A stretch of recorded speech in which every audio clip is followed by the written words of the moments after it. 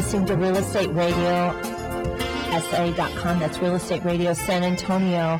And we're here with Karen Simons from Wow Factor Home Staging. Karen has been filling us in on some of the basic staging concepts that anybody can do. And she's on number 4, I think. We have 9 of them, so we're on 4.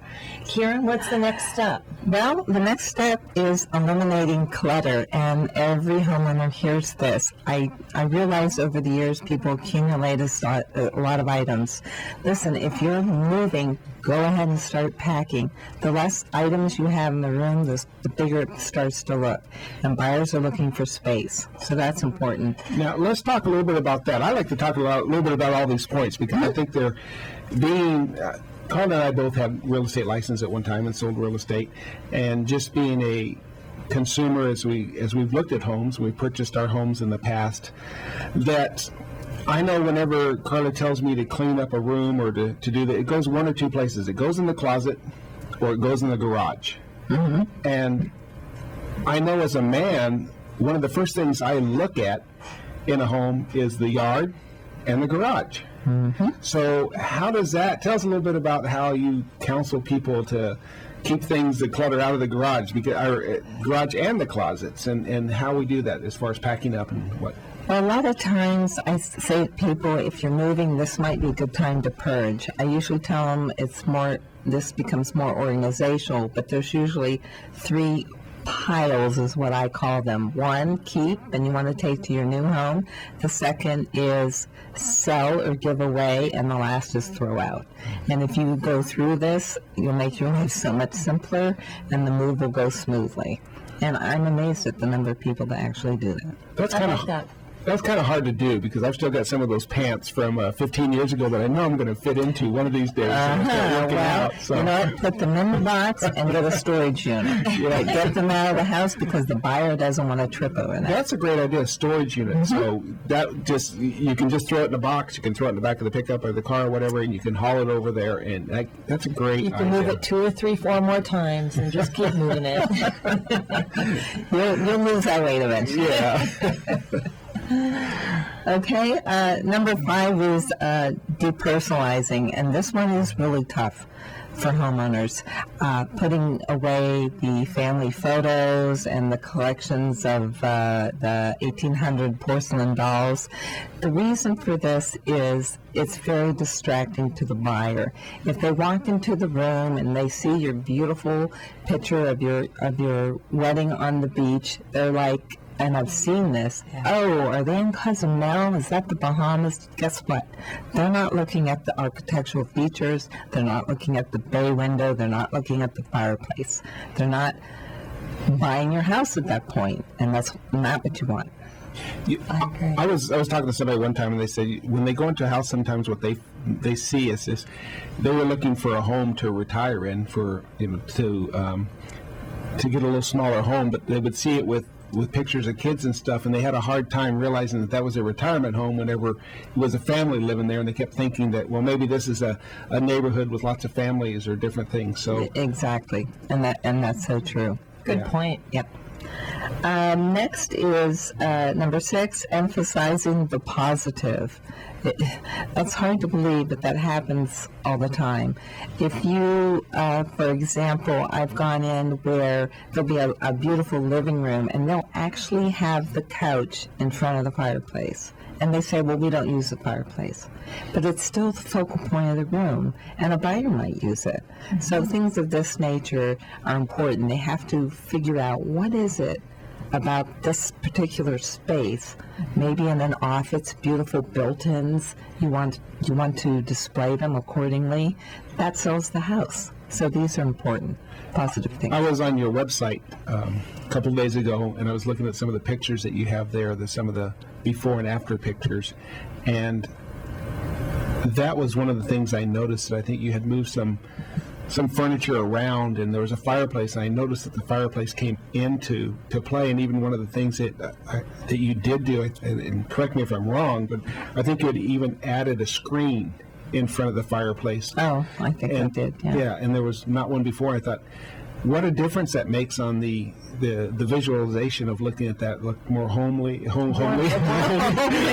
More comfy, cozy, yeah, cozy. Thank you. but also safety. It was Yeah. a neighborhood with children, so you have to keep these So, things. but up. those little things, and that's what you bring to the home, is that expertise to, I would never have thought of adding those small things, but what a difference it made on the pictures, and looking at that, and how much nicer that the entire living room looked because of the few things that you had done in your Just trained eye. Slight tweaking. Yes. In fact, owners that live in the house that have me come in are amazed sometimes that I take what they have and simply move it around. And they're really impressed with the final results and get offers quickly. So it works out for everyone. I would think one of the hardest rooms, besides the garage to declutter, would be the bathrooms. Yeah, the bathrooms can be challenging. With all of your shampoos and soaps, and I need this every Right, morning, and then- so I'm not going to declutter this counter because Organizational things come in, but I request that, that toothbrushes and electric razors and that we find a drawer space for them. And people are pretty good about putting them away. There's a list of things to prep the home before they go out when they know a showing's happening. Oh, It's okay. unfortunately, but it's stuff that needs done. No dishes in the sink, toilet seats down. It's just a variety of things that they need to do. that our wives tell us every day to do anyway. Yeah. There you go. Number 7 is cleaning and repairs. That's kind of a no-brainer. The worst thing that you can do is not repair anything. For example, a broken garbage disposal or the handle on the back door is loose. The buyers come in, and when they start to make a mental to-do list, you're not going to get an offer. Well, they feel like you haven't taken care of the home. It's not well not maintained, No, yes. absolutely. If you're just tuning in, you're listening to Real Estate Radio San Antonio, and that's Real Estate Radio San Antonio. We're speaking here with Karen Simons, and Karen has her own company, and it's called the Wow Factor Home Staging, and she's here speaking with us now, telling us how we can get top dollar for our sale of our home. So we're finishing up with her list on some of the staging concepts. And before we go any further, let's slow down on number 7 there, because I think that's so important.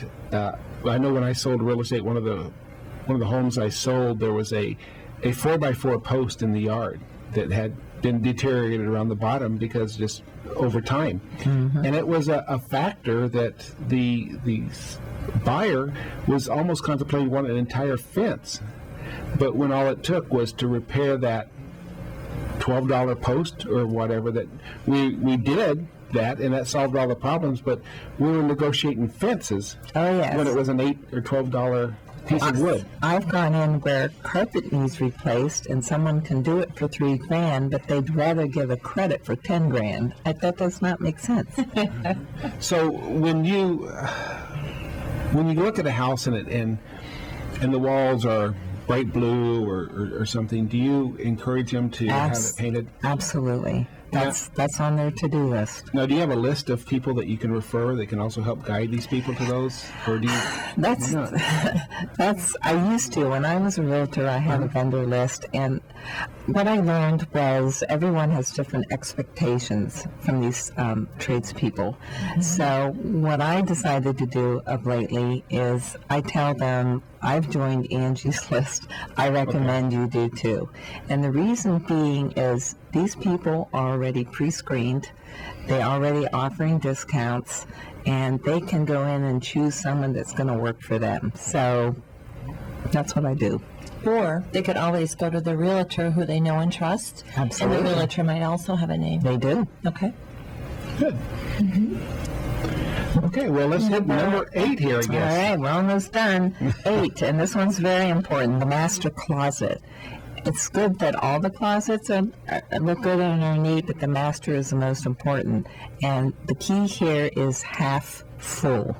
And I know that's not so easy to do, but if it's winter, pack away your summer stuff. If it's summer, pack away the winter stuff.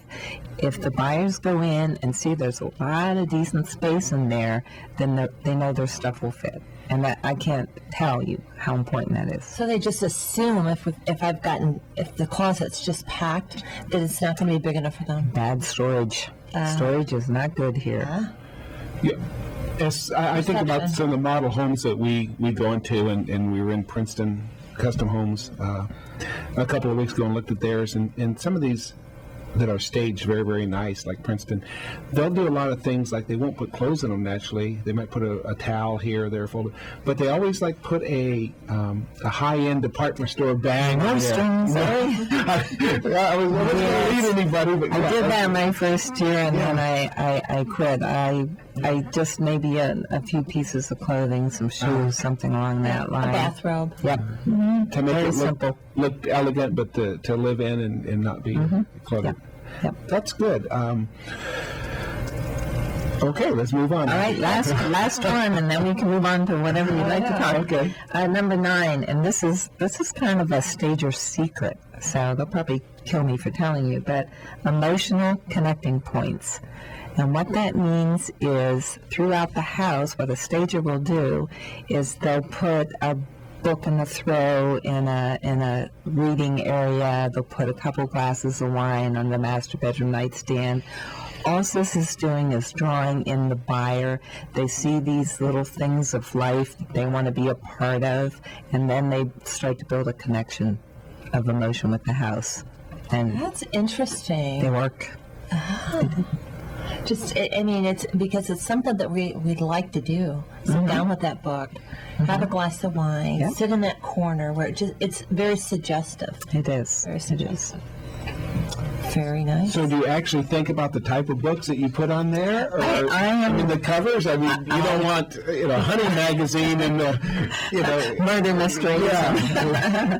I put inspirational books down. Yeah, yeah. You know, Well, that's good. I mean, that's... parenting books if it's a neighborhood for children. I mean, it's Those are important things that drive people to think that way, and this is a wealth of knowledge that you're giving us, and we really want to educate San Antonio on how to get top dollar for their house and how to make it sell, and these things that will help, and we really do appreciate it. Are you affordable? Can I ask you that? I'm extremely affordable because I own my own furniture.